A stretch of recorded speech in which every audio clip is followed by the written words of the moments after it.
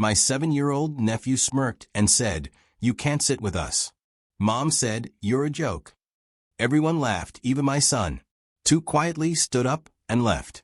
That night, my sister texted, "Payment still due tomorrow." I replied, "Figured out." Next morning, complete panic. I'm going to start with the moment the heir left the room. "Hey, Uncle Jack." My nephew's singed cheeks sticky with store-bought frosting. "You can't sit with us." Mom said, "You're a joke." He was 7. He said it the way kids try out grown-up words to see how they fit. The adults did that tight little laugh people do when they know something's wrong, but they like that it's wrong.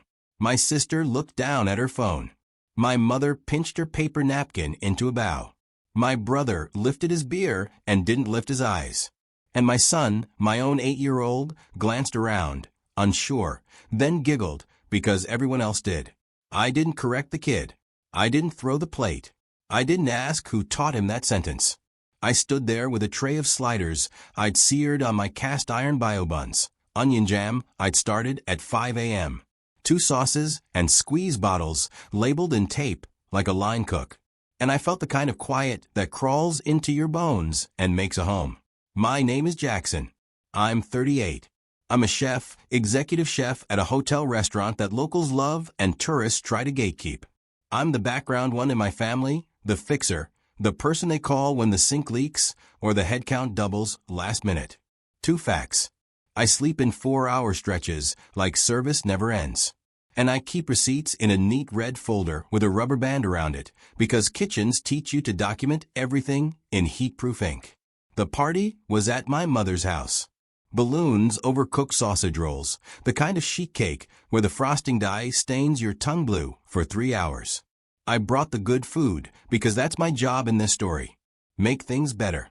Make things edible. "Jackson, don't sulk," my sister said without looking up. It was a joke. My son's face went small and tight. "Dad, you can sit with me," he whispered. "Thanks, bud," I said. I kept my voice light. "I'm good." I put the tray on the buffet next to the crock pot of suspicious dip, wiped my hands on my apron, and stepped out back. The porch smelled like citronella and denial. I stared at the line of string lights I'd hung last Christmas when it was too cold for ladders. And I thought, I don't have to stay where I'm not welcome. Inside, someone yelled, "Who took the good buns already?" Laughter, the kind that rides on someone else's dignity. A cousin brushed past me with a paper plate. "Chef Boyd," he grinned. "Save me one of your famous burgers." "Sliders," I said automatically, because names matter. Then I stopped correcting him because some things don't. When it was time to leave, my mother hugged my son and patted my shoulder like I was a waiter dropping the check. My sister handed me a foil pan to take home the leftovers I'd purchased. I carried the tray to my car. My phone buzzed on the dash as I buckled my kid in. "Mom, thanks for handling the food." "Sister, payment still due tomorrow." I stared at the message bubbles. All caps lived in my throat, but all that came out was a single line. "Me, figured out." I put the car in drive. My son, small voice from the back. "Dad, are you mad at me?" "No, buddy," I said. "I'm just done being the joke. Here's the thing. I've been the invisible man holding up the stage set for a long time. That night wasn't the first wound. It was just the first one I didn't cover with a towel, and I didn't freeze anyone's accounts. I didn't call a lawyer from the driveway. I went home, washed a mountain of sheet pans, peeled a thumb of ginger without thinking, and tried to sleep. The next morning, before the sun hit the alley behind my building, the panic began. Let me back up. I grew up in a house where praise had a favorite seat. My sister Elise had it. She was the golden one, organized mother of 2, always so busy, but somehow always available to collect what was owed. My brother Nate was the charming storm you learned to board up for. I was the one who didn't need much, the one who understood the situation, the one you could depend on. It started small, the way Russ starts. A decade ago, when Dad got sick, I moved back to town for a bit and took the night shift at a bistro, then grabbed a second shift at a diner because the mortgage on Mom's house loomed like a thunderhead. I was 28 and hungry for the line, the burn, the tickets clipping in a rhythm that sounds like meaning. I fronted little things without keeping score, because love isn't a ledger until it has to be. Examples. Okay, when Elise's minivan died, I paid the tow, the alternator, and the 2 new tires because the kids had soccer. When Nate needed a little boost to cover a security deposit after he bailed on a roommate mid-lease, I wired it at 1 a.m. between plating hanger steaks and answering the expo. When Mom's roof started crying into the guest room, I found a roofer who wouldn't scam her. Stayed home from brunch service to meet him and put the entire deposit on my card because your credit is better. That was my mistake. I kept being proud it was. And the house is the spine of this story. 5 years ago, the mortgage was a slow-moving crisis. Dad gone, paperwork a mess, interest rate ugly. The balance hovered around $330,000. Our options were sell the house that held every birthday photo, every height mark on the pantry door, or refinance and keep the home in the family. Mom cried. Elise said, "Jackson, you're the only one who understands these things." Nate said, "I can't right now," which is his whole personality in 4 words. I ran the numbers at the prep table after close. Fingers still smelling like shallots. It was tight, but doable. I had good income by then. Executive Sue about to step up to chef. I could leverage my credit, lock a fixed rate, then we'd split. The plan? I co-sign to save the house. We all pay our thirds. And this matters. We all remain on the deed until the mortgage is done. Family responsibility, boundaries, and ink. I met with the loan officer twice. I read every page. I highlighted. I tagged with neon flags, like a man who knows kitchens run on mise en place and documentation. There was a clause I underlined 3 times. 4.7 Title/ownership covenant. Removal or alteration of any borrower's equitable or legal interest in the property during the term of this note requires the written consent of all obligated parties. I took a picture of it. I emailed it to the family thread. I saved it in the red folder for 5 years. I paid on time. When Elise forgot her third, I covered to avoid late fees. When Nate was between gigs, I covered again. My bank app shows the transfers like a heart monitor. Steady, steady, spiking, steady. I cooked double shifts to make it work. I skipped vacations. I said no to a pop-up concept I wanted because we can talk about that when things are stable. What did they do? They did family. They did holidays where the person who brings the food is not the person who gets thanked. They did the kind of casual eraser that looks like we were just joking. Like you're the strong one. Like we'll make it up to you. Then last fall, I was chopping fennel when Mom called. "Jackson," she said, voice too bright. "Quick question about homeowners insurance." Elise said we needed to update the policy since the deed changed. The what changed? Oh, don't get dramatic. She huffed. We updated the deed. It's simpler this way. Less paperwork for the will. Elise has the kids. She and Tom will keep the house after me. It's all still family. Knife down. Timer off. Who signed what? Don't use that voice. She snapped. Elise handled it. She's good with forms. I hung up, went to the alley, and called the county recorder. Then I sat on a milk crate between the walk-in and the delivery door and listened to a stranger confirm my name was no longer on the deed.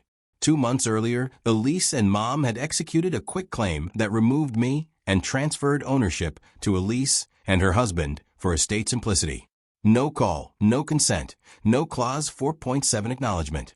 They didn't remove me from the loan, though. The mortgage still drafted from my account on the 1st. In kitchens, you learn to stay calm when the fryer explodes. I stayed calm. I opened a new folder on my phone. House documentation. I took screenshots of every payment since refinance. I downloaded the original deed, the refinance note, the clause 4.7 photo. I pulled the property tax records, the insurance policy, the quick claim. I printed texts. Can you cover this month? Promise we'll settle up. I highlighted dates. I made a timeline. I wasn't planning revenge. I was building clarity. Then came the party with the nephew's line, the joke, the laugh, the tray of sliders, and the text. Payment still due tomorrow. I slept badly. At 6:12 a.m., while I was portioning Burr Monty for the fish station, my phone lit up so bright I thought someone had turned a lamp on under it. Elise, wait. What do you mean figure it out? Elise? Hello, Mom. Jackson, we need to talk. Nate, dude, answer your phone. Elise, are you kidding me? The bank drafts today. Here's the thing they didn't understand. I wasn't turning off love. I was turning off the faucet they'd welded to my name without asking. I chose the setting carefully. Sunday lunch at the restaurant on a slow hour. The dining room quiet. Sunlight pooling on the bed. No music, no audience of cousins, no laugh track. They showed up together. Mom tight-lipped. Elise in leadership mode. Nate late with sunglasses on his head like another bad idea. I had water on the table already. I stayed standing for a minute so I wouldn't sit in old habits. Elise started. This is childish, she said, dropping her purse like a gavel. Your little figure-it-out stunt. Do you understand what kind of position you put me in with the mortgage company? They tried to draft in. Couldn't, I said. And couldn't, she blazed on. Because you changed the account info without telling us. I didn't change anything, I said. I accessed my own bank and removed autopay for a debt I've single-handedly carried when you forgot. Mom leaned forward. We are family. You don't. I slid the red folder across the table. We are, I said. So here's the family thing. We read together. Nate snorted. Oh my God. I ignored him. I opened to the refinance packet and tapped the highlighted section. Clause 4.7.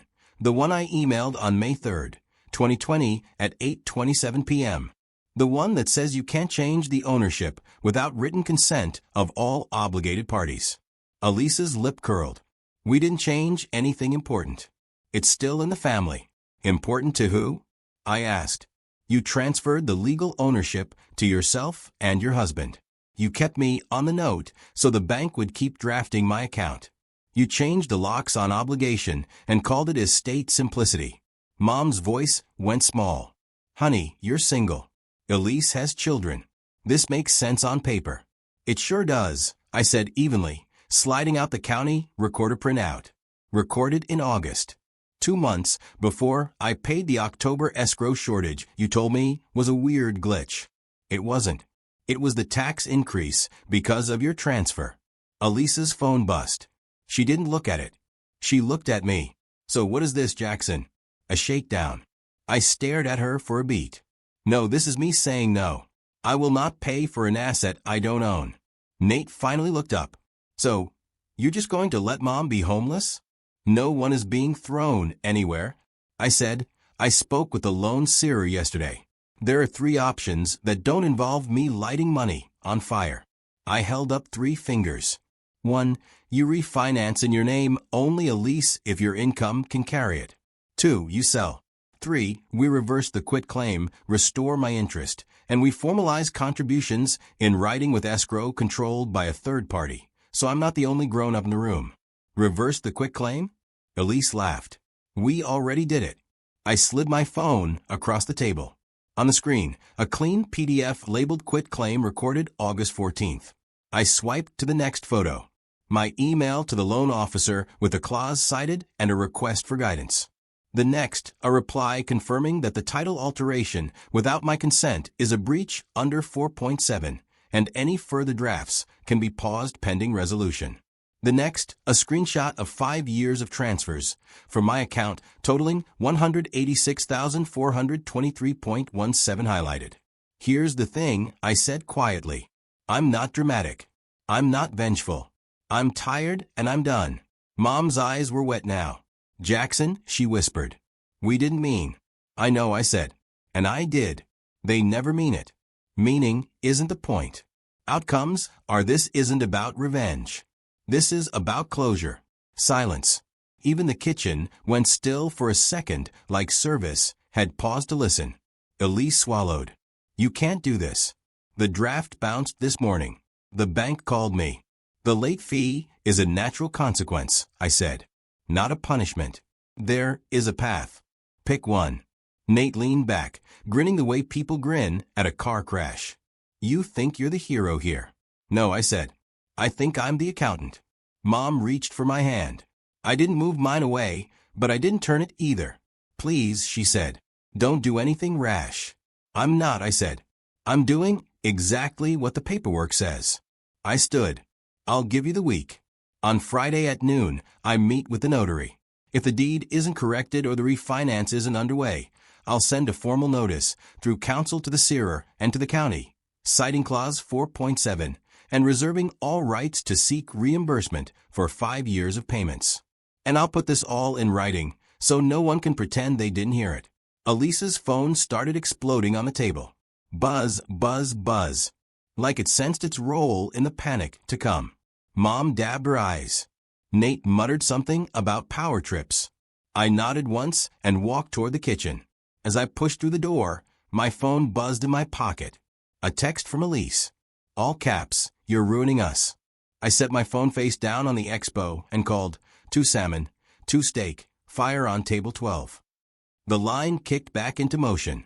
And on the other side of the door, the calls began. Rapid, relentless. A storm gathering over a house that finally met the weather it had been pretending wasn't there. By Monday afternoon, my call log looked like a heartbeat in distress. 42 missed calls from Elise, 19 from Mom, 7 from Nate, 12 from an unknown number that turned out to be my aunt, who opened with, I don't know what you think you're doing, but think of the children. I set a boundary on my voicemail. I will not discuss the mortgage by phone. Please email. I created a new email filter. Family House. I forwarded everything to my attorney, who I hired with a single sentence. I need this to be boring and legal. He wrote letters with notary stamps and paragraph numbers. He cited clause 4.7 the way I practiced in my head. Elise texted paragraphs. You're selfish. This is just money to you. We took you off the deed because you're single. It's practical. I can't refinance. Tom's hours were cut. Selling will destroy. Are you happy? I responded once. Put all proposals in writing by Thursday.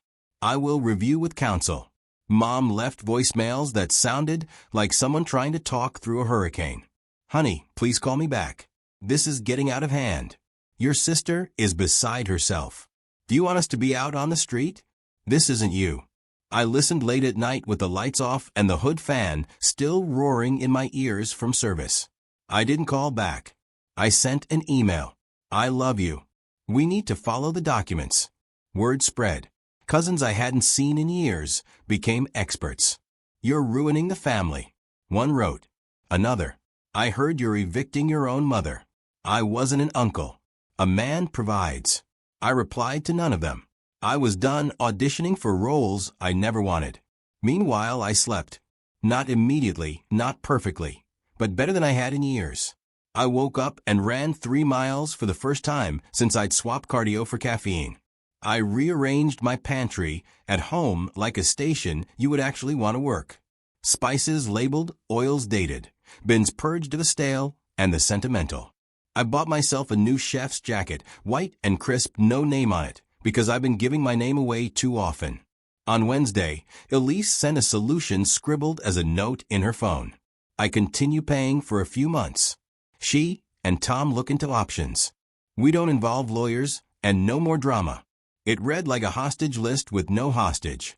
My attorney drafted a reply. Option 3. Restore title to original parties. Execute a memorandum of understanding re-contributions. Establish an escrow account managed by a third party. Any missed contributions trigger an automatic sale, with proceeds split proportionate to paid principal. Deadline Friday noon. Nate finally tried sincerity. He showed up at the restaurant back door during prep and held out 2 coffees like a peace offering. Man, he said, this is getting out of hand. I wiped my hands. You're 3 years late. He bristled. You think I didn't want to help? I was between gigs. I said, I know. You can't punish everyone for being human. He said, I'm not. I said, I'm refusing to be punished for it. He stared at me. You really changed. No, I said. I stopped pretending. Thursday night, Mom sent a photo of a cardboard box labeled Kitchen Mom. I breathed through the lurch in my chest. I called my attorney. She's packing, I said. He sighed. They're staging panic. Hold the line. Friday at 11:52 a.m., 8 minutes before the deadline, I received a PDF corrective quitclaim deed, restoring the original parties. It included a draft of the memorandum with escrow terms drafted by my attorney and signed finally by Elise and Tom and Mom. It wasn't an apology. It was better. It was accountability. At 12:03, my phone rang. Mom, I answered. Hi. Is it going to make your sister pay? No, I said softly. The bank is. I'm just not doing it alone anymore. She exhaled a long, jagged sound. I don't like this. I know, I said. Neither do I. That afternoon, the loan searer acknowledged receipt of the title correction and the escrow agreement. Autopay remained off. The first payment under the new arrangement hit the new escrow on the 1st. 1/3 Elisa's funds, 1/3 mine, 1/3 Mom's small, but real contribution from the Social Security account we reorganized with a financial counselor. My red folder got a new tab executed. The calls didn't stop. They changed flavor. You embarrassed us. Elise texted. Everyone knows. I typed, then deleted, then typed again. I didn't tell anyone anything. The facts did. And so dramatic. Me, the paperwork is boring. Read it. Cousin, think of the kids. Me, I'm modeling boundaries. At home, quiet settled. My son noticed first. You're not on your phone all the time, he said one evening while we stirred risotto, his favorite, because it takes patience. I'm learning to be off call, I said. He grinned. Like when your timer goes off, and you don't pretend it didn't. We ate at the table, just the two of us. No jokes at our expense. He told me about a science project. I told him how to tell when rice releases starch. We laughed at a dumb pun about time. It felt like the opposite of panic. A month later, the house was still the house, the porch light that flickers. The pantry door with the uneven pencil marks where we all grew. But the ledger had changed. We signed the escrow agreement in front of a notary who double-cheated IDs like the universe finally was. The county updated the title clause April 7th Saturday, where it always sat smug and simple like a recipe you ignored because you thought you knew better. Payments came from 3 places, not one. One missed by Elise in month 2 triggered an automatic email from the escrow manager, not a frantic plea to me.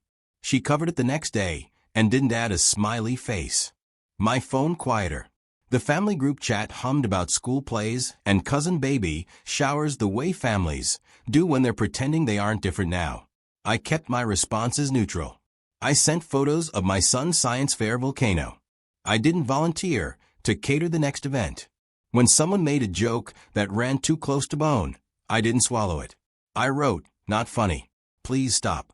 And then I put my phone down and sliced cucumbers for a salad we'd actually eat. I saw my nephew. Yes, that nephew at a Sunday visit. He shuffled, avoiding my eyes. Mom said I should say sorry, he mumbled. I didn't mean it. I know, I said, but words matter. So do seats. He looked up. Can you sit with me now? Yeah, I said, and I did. We played Uno with my son, and when he lost, he didn't cry. When he won, he didn't gloat. Progress, even with 7-year-olds, looks like small chairs pulled a little closer. 2 months after the panic, I stood in my kitchen at home, holding a spare key to the house I'd saved and nearly surrendered. I didn't drive over. I didn't put it on my chain. I put it in the red folder under a new tab, Boundaries.